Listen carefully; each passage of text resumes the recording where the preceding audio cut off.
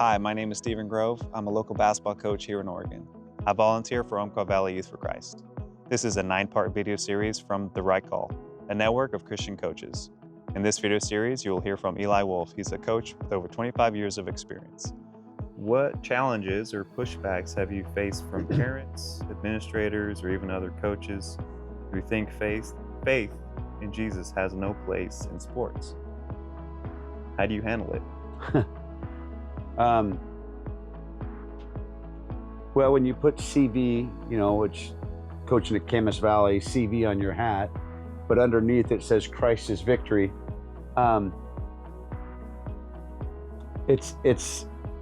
really had no issues with administration over the years.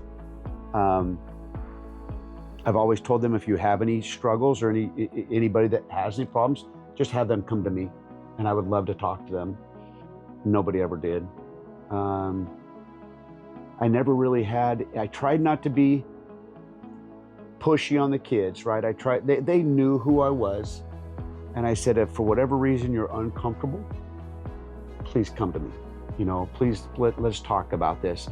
I never wanted to make a kid uncomfortable. And so in our parent meeting, I'd always share that. Like, on the back of our shirt this year is going to be Philippians 4:13, On the back of our shirt this year is going to be Joshua 1:9. Here's why this is going to be on the back of our shirt. I did have other coaches from other places going, how do you do that at a public school?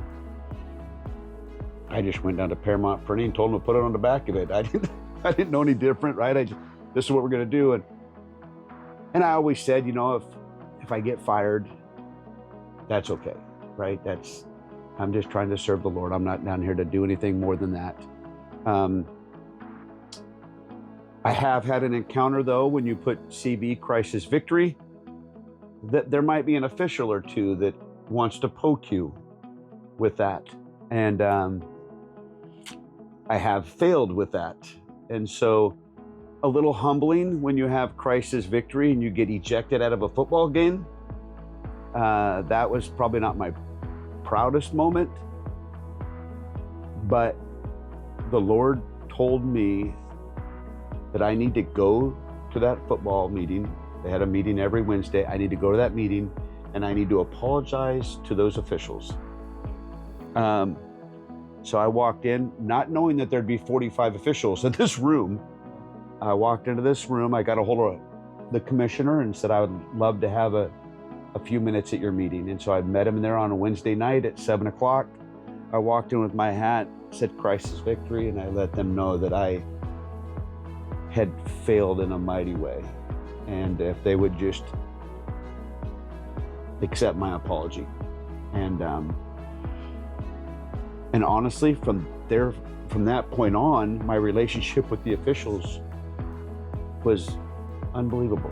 I mean, I just gained a lot of respect from the Douglas County officials as well. Now, Klamath Falls, maybe not so much, but no, I just, there will be challenges, there'll be struggles, but man, I never had anything good in my life ever happen that didn't have a struggle, right? So I always, if you look at life that way, right? James 1, consider it pure joy.